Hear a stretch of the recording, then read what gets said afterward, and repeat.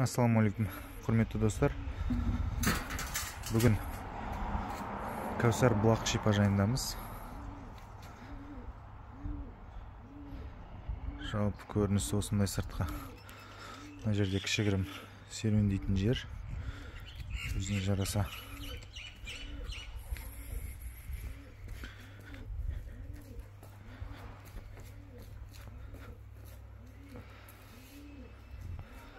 Снежный барстар ғой.